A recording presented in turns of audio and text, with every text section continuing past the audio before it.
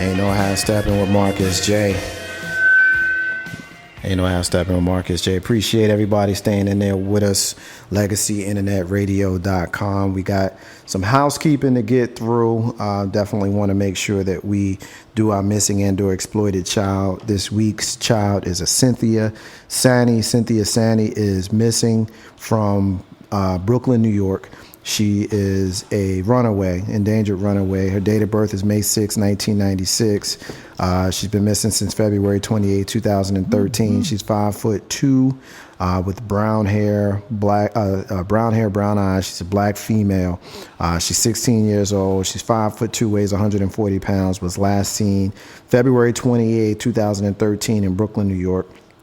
She has 2 birthmarks on her cheek and pierced ears, and she may wear a weave in her hair. If you have seen Cynthia Sani, please contact the National Center for Missing and Exploited Children. Contact them by phone at 1-800-THE-LOST, 1-800-843-5678. Please bring Cynthia Sani and all of our missing and or exploited children home safely. Ain't no hashtag with Marcus J. Live from the den of LegacyInternetRadio.com, as well as MixLR, is being sponsored, as we have been, by the Doctor of Optometry, Dr. Euphemia Huggins Williams, ODPC.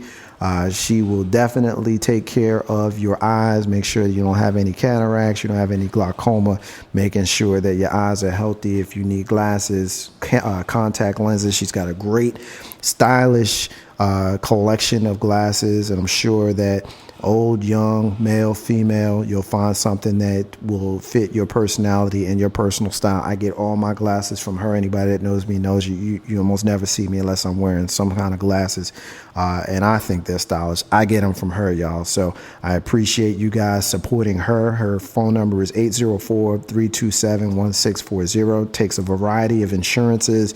Call her up. She'll let you know if she can take your insurance here in the Richmond, Virginia area, 7124 Forest Hill Avenue, Suite B, here in Richmond, Virginia, 23225. Ain't no half stabbing with Marcus J. We got the crew is here. Big Rube is here. Carlton Banks is here. Steven is here. Steven's got a big announcement that he's going to be dropping on you guys later on in the show, and we're looking forward to hearing that.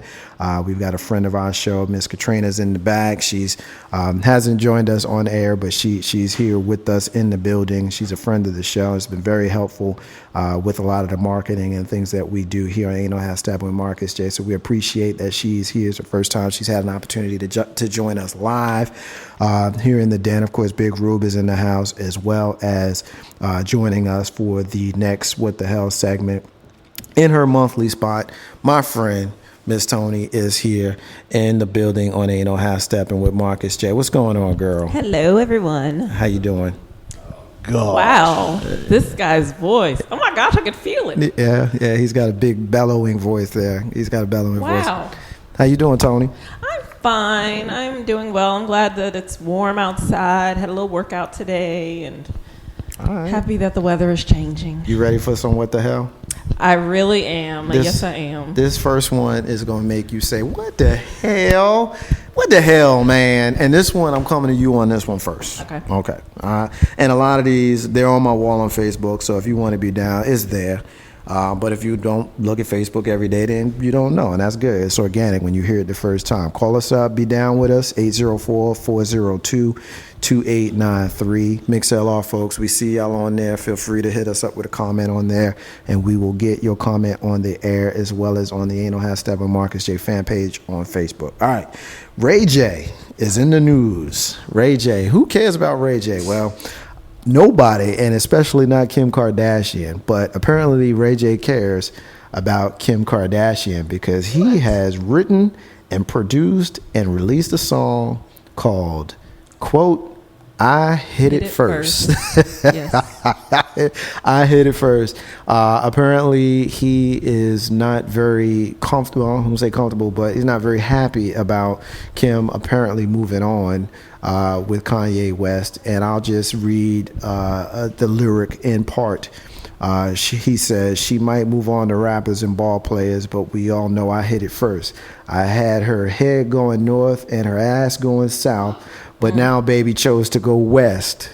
No matter where she goes or who she knows, she still belongs in my bed. Now, I'm listening to those lyrics, and I haven't heard the actual song, but first of all, it sounds like sour grapes. That's the first thing. That's the first thing.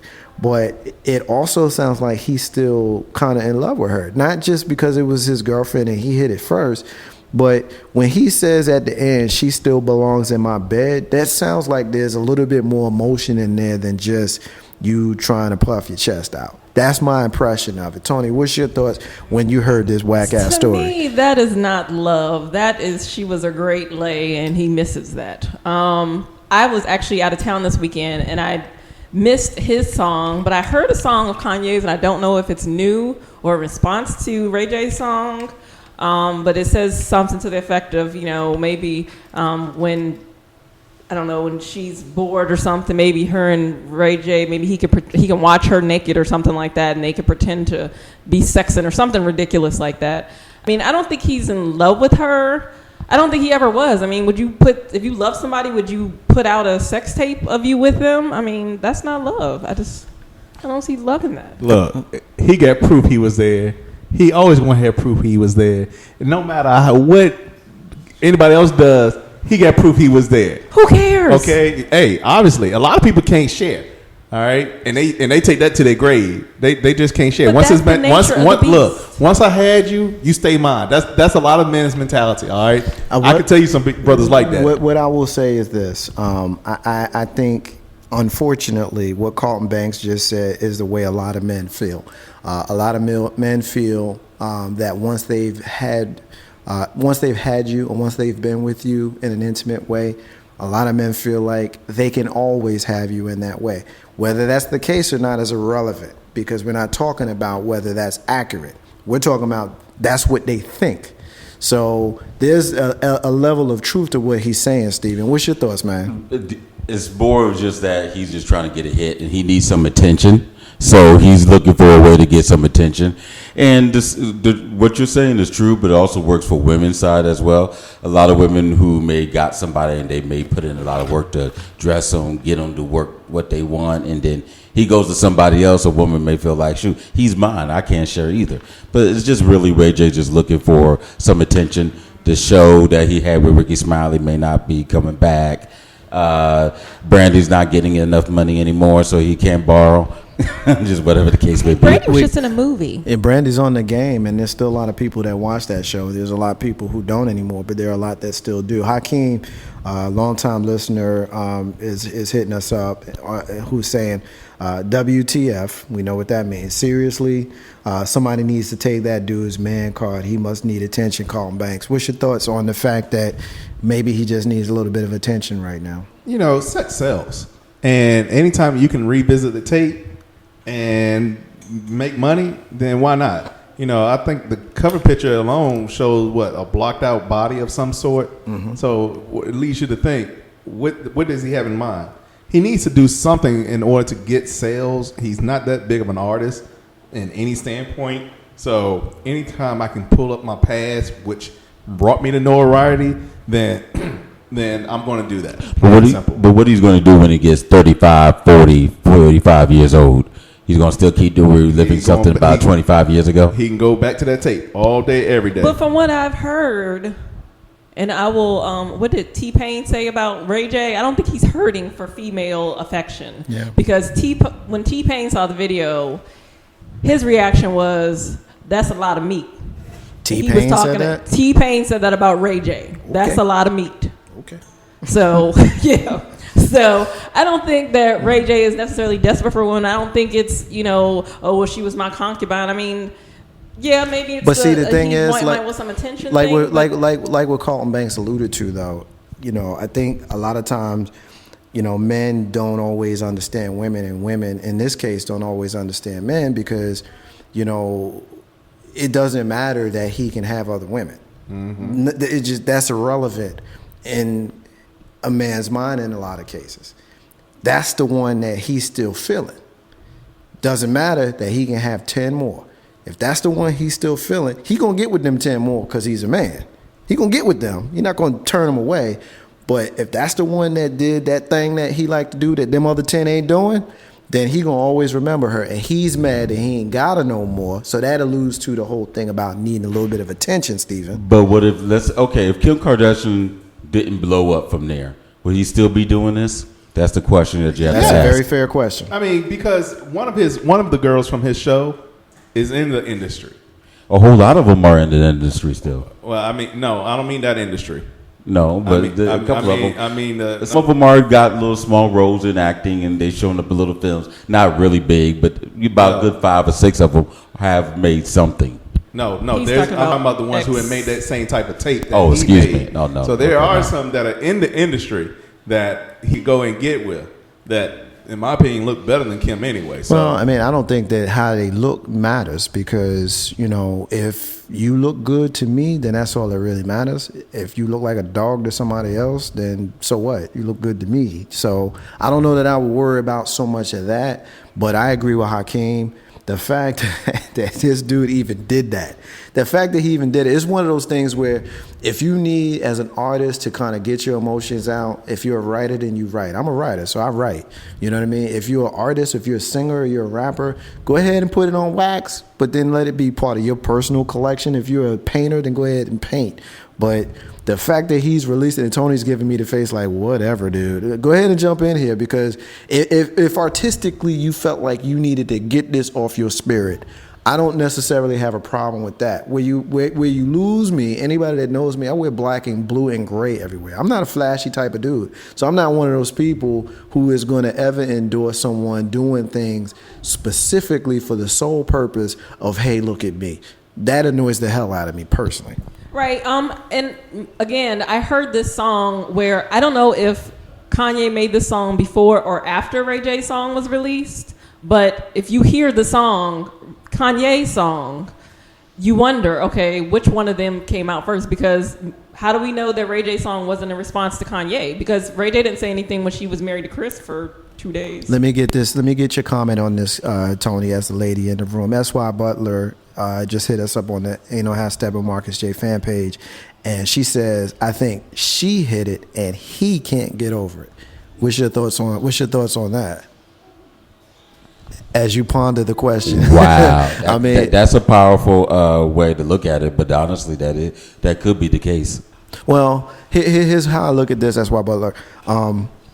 I think a lot of times, we live in a misogynistic type of world where the general consensus is a man kind of, exudes his masculinity and a woman kowtows to it and deals with it, which I never really agreed with, but that's just the culture that we live in.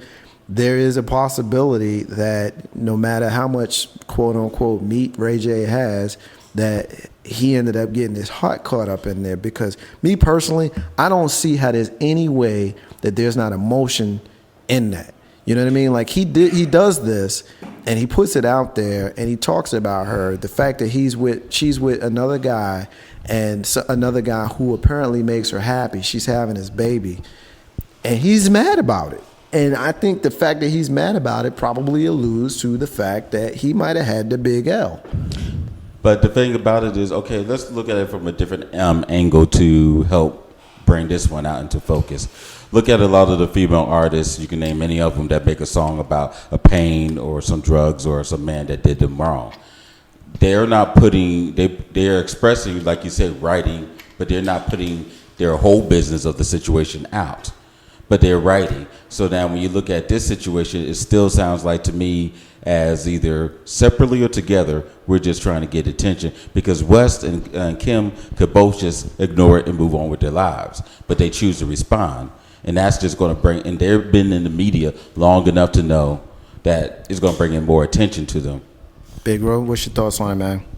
I think y'all are overthinking this. I think that song is completely whack and it's terrible. Who cares about him and his feelings? Because real talk, how many years ago was this videotape out? What, like 10 years? Has it been like 10 years? I don't think it's been 10, but move on with your point. But I'm just saying, I mean, he's now putting out some kind of song about how she was the first. He just wants some attention. Yeah. I mean, it's it. That's it. There's nothing else. You're agreeing with Hakeem. I agree.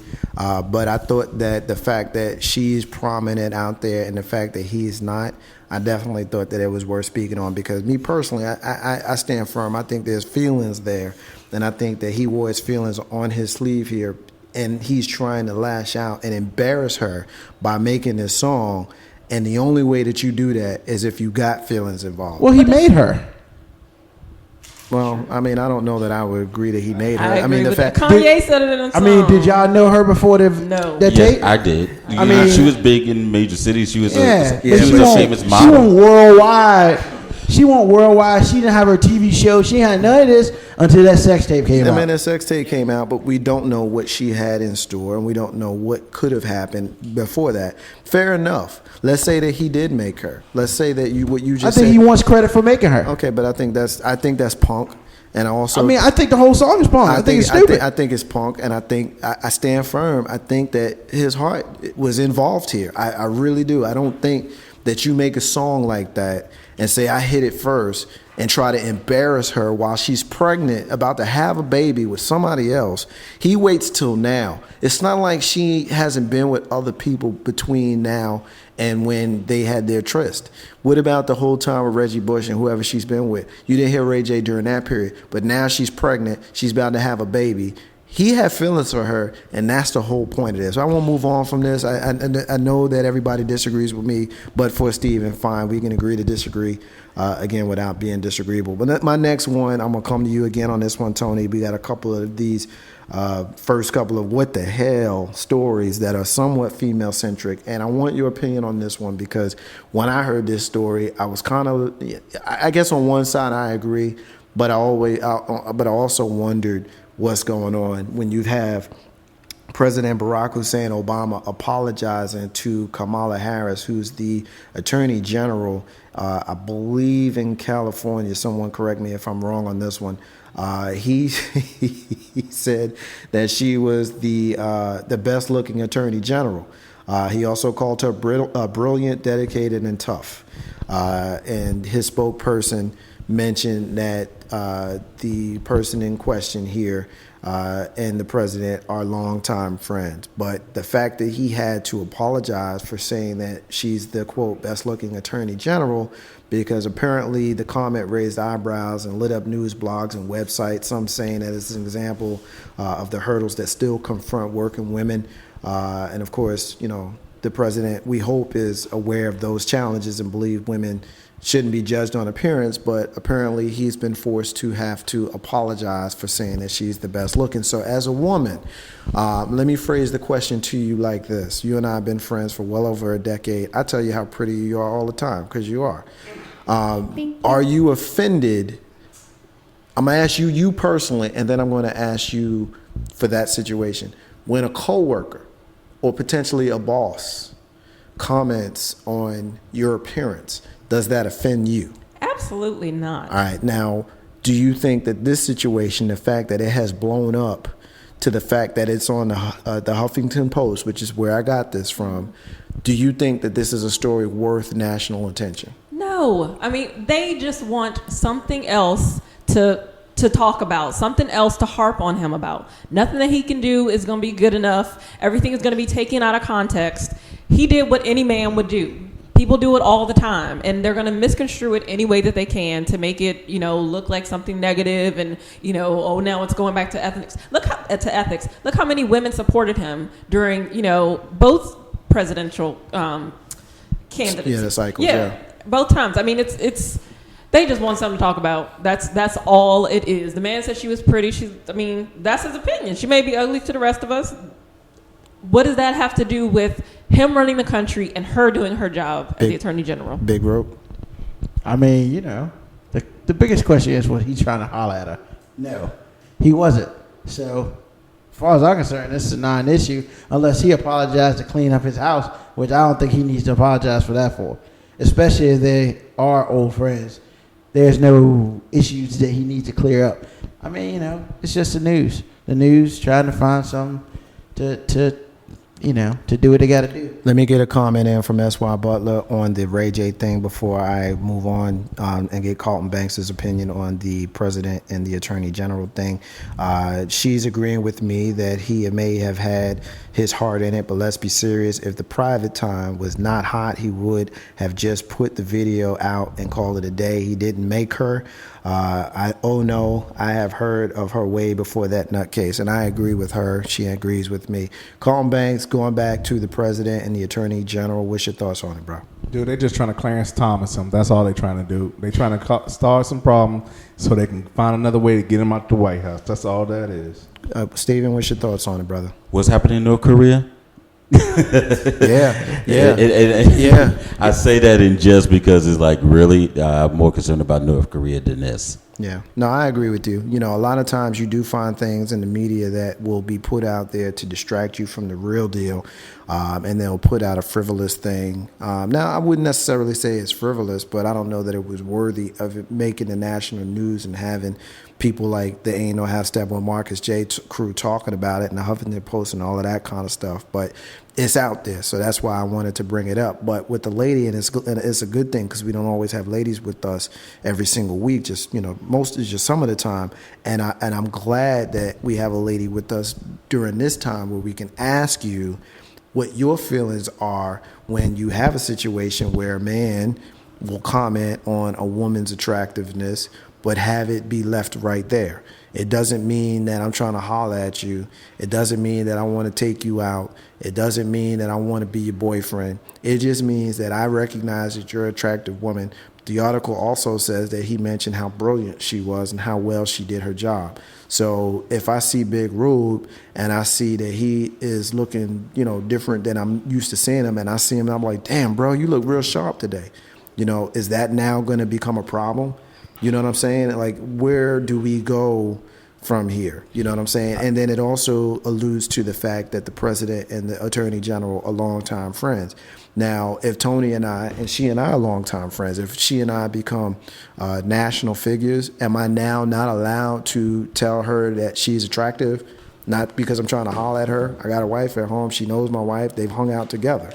Am I not allowed to tell my friend that she's attractive now? Is that where we're going with it? And it's not like this is the first time because there's precedent here, but I think they try to tag him with this because they always try to tag him with anything they can get. Anytime they can throw dirt on this dude, they try. Steven, get the last word on this one, man. I'm just saying it's just with the issue of any politician, you're looking for any type of sexual impropriety going on nowadays because of, like you said, precedents going on in history. So it's just something for them to look for. I'm not the biggest fan all the time, but something else. Hakeem's hitting us up. He says he should not have said it.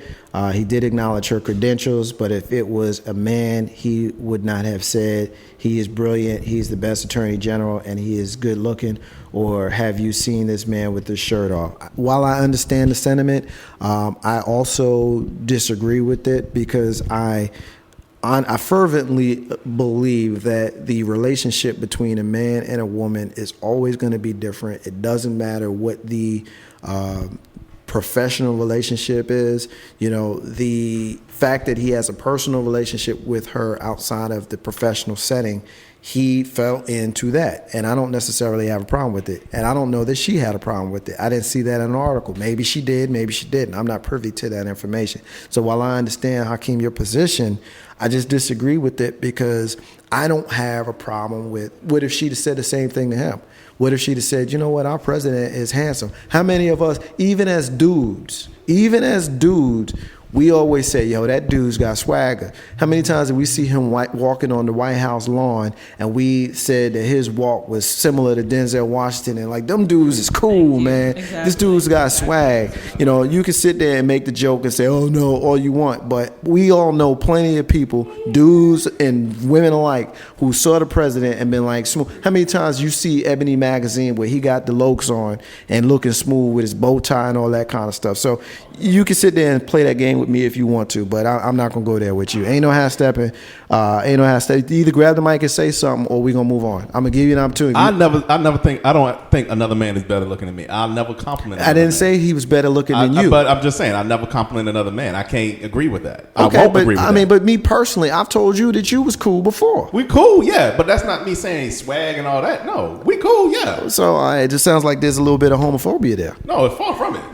Far from it. I love you dearly, so no. Yeah, I love you too, but I mean, there's no but homophobia, if I saw you, I'm not going to compliment another man. But if I saw you in, I'll say the suit is nice before I say the man looks good in it.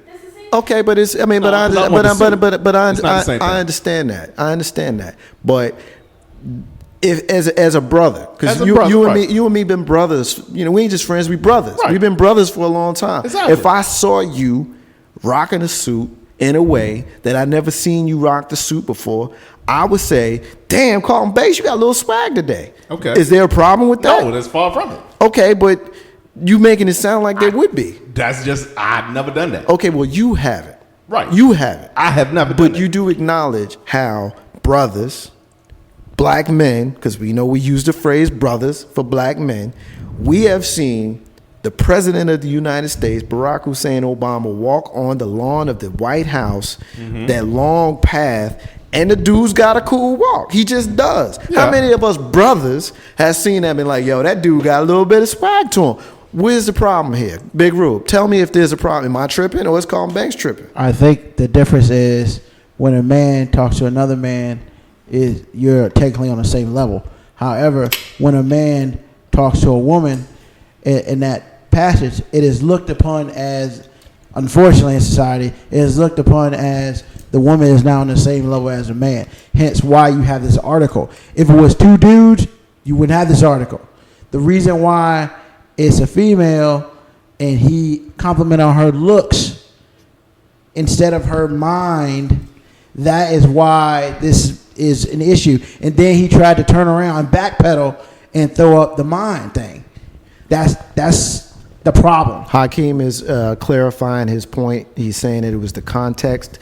They were talking about her probably being the next U.S. AG, United States Attorney General. If it was a dude and they asked about his credentials, qualifications for a position, we would not mention his looks. It's cool to give a dude props, or females, but there's a time and a place to do it, not when talking about their professional. I agree with that. Professional Would credentials. it have mattered if he mentioned her mind first, then the look? No, he should have never mentioned her physical features at all. Well, see, also, And that's the problem, because when you do that, you put it in a different context. But how many female reporters say, you know, we got a good-looking president in office or whatever? There's plenty of That's female different. reporters. That's different because the levels go. If you technically, once again, this is the way society is, and not the way Big Rube thinks.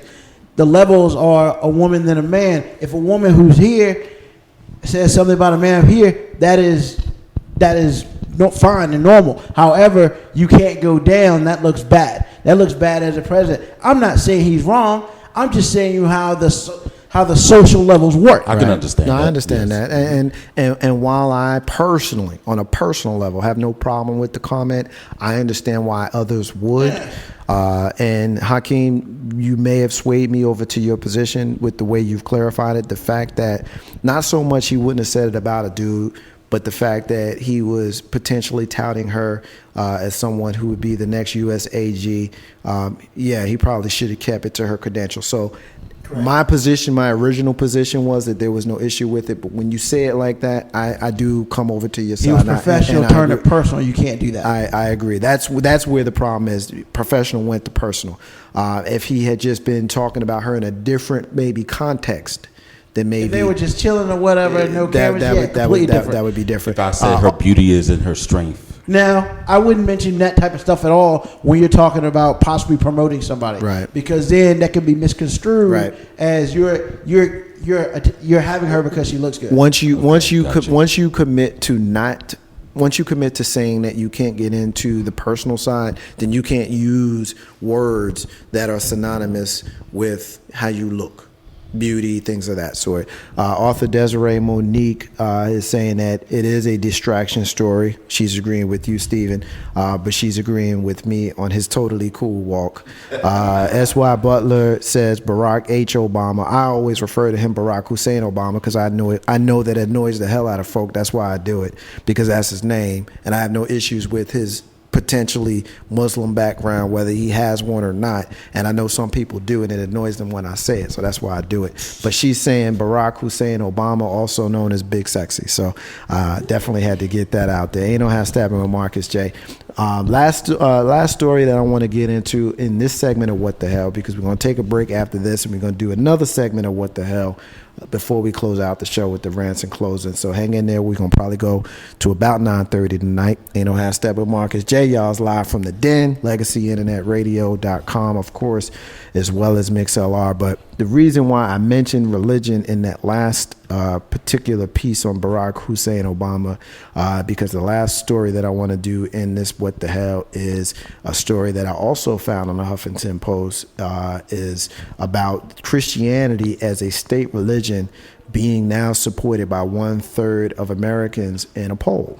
There's a large section of Americans who are looking to have Christianity be the dominant religion in the United States and to have a religious state. And there's poll figures out there that are suggesting that that's something that we should do. Of course, Republicans were more likely than Democrats or independents to say that they would favor establishing Christianity as an official state religion, with 55% of them favoring it in their own states and 46% favoring a national constitution. But I don't want to get really too much into the demographics of how this comes out. Just the overall number is pretty much 1 out of 3 people want us to be a Christian country. So I'm going to start with Carlton Banks on this one first. When you hear a story like this, knowing that this country was founded on, in part, in the interest of religious freedoms, do you have an issue with a portion of the country wanting to establish a dominant religion for us as a country? Yes, because it's the same thing as what's the national language of the United States. We don't have one. The whole problem with trying to define a national anything is that you're going to offend somebody.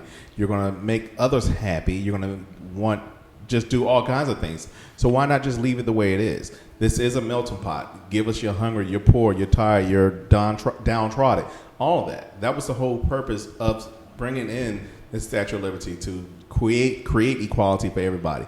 You don't want to do one thing and then slight somebody else. Big Roo, what's your thoughts on this when you hear this story? What's your thoughts on the 1/3 of the country wanting to establish a Christian country? Are they going to tax us? The article doesn't reference taxes. Then I don't understand the purpose of it. Okay. Because when you try to do something like that, there is always an underlying purpose. And if the article is not giving you the underlying purpose, then they don't want people to know the underlying purpose. Because what they say up there is exactly what they want. You know, there's a reason why they do census. They do the census so they can determine how your area will be taxed. There are reasons for that. So, yeah, unless they can give me a solid reason why they're doing that, it makes no sense, and they have ulterior motives. Stephen? I don't think they should go along with this. To me, I can tell you what the underlying purpose is the fear of the unknown or the miseducation of Arabic or other cultures and languages. That's the underlying tone. But the funny thing about that is, if you're trying to do this to block them out, then keep in mind a fair amount of Latin American people are Christianity. So you're going to include them, but not include, but at the same time, you're trying to get rid of and push out a lot of people in the Latin American community. So which is it? You want one for one situation, but one not group for another situation. Tony, what's your thoughts? I agree. I mean, it is, you cannot push religion on people. There are certain aspects of our government, as we know, when the president is sworn in, he takes an oath, and then there's a prayer on our money, in God we trust. But we're trying to, rebuild these United States, and we can't do that if we're, making Christianity or any religion. Stands that the great architect of the universe is here and takes care of all this, right? Yeah, I believe in one world, I believe in one man, and I believe in one religion, and I believe in one great architect of the universe. A little technical difficulty there, but that's okay. And I don't like the word believe. I know these things. So when I see the country that I live in, the same country that took me from my country that I was living in, doing just fine, and brought me here, and now they want to change me up and make me go and do their thing. I got a problem with that. You know what I mean? And it's a third of the people who feel this way in this country that have been polled, which means it's probably higher than that. A lot of those people probably didn't say what they was thinking, but it's probably higher than that. Got a problem with that. And who they asked? Well, that's a good question too. Who were the people polled? So the fact that, and again, to get back to the story, I was talking to someone that I respect their opinion, and the general consensus is we already are a Christian country, because you might see Hanukkah on the calendar, but don't nobody really care about it. You might see Ramadan on the calendar, but don't nobody really care about it. But when Easter and Christmas come, you get out of school and you get out for a whole week for both of them and all of that kind of stuff. And if you say something disrespectful, perceived disrespectful to either of those religions, either of those holidays, you're going to get met with opposition. Whereas if you say something about the other ones, depending on who you're talking to, they might think you're joking, and you might end up laughing with them. But keep in mind, there's also a lot of businesses from that helped build this country, and even locally here. What was the big argument when U-Crops closed? Now that Martin's open here, now they opened up on Sundays. That was a big fight here. Right. So there's a lot of things that may be undertold, but it's just certain things that just understood. Right. That just don't need to be messed with. I don't think that was really a fight. I think that was just a business decision. It's the same thing with U-Crops. I mean, not U-Crops, Chick-fil-A. The owner wanted to, or felt that you should be in church on Sundays. That's why his business was closed on Sunday. And the same thing with U-Crops, they decided not to sell beer. So that's, again, a business decision. Well, you just to kind kind of, because we got listeners that are not in the Richmond, Virginia area, just to kind of give you a little history. U-Crops is a local Richmond, Virginia. Let me finish. Richmond is a local Richmond, Virginia chain of stores that was, in some cases, depending on who you talk to, was founded by some very religious people who chose not to open their business on Sunday nor sell beer. They were bought out a couple of years ago by a company that changed both of those practices. So now they are open on Sundays, and now they do sell beer.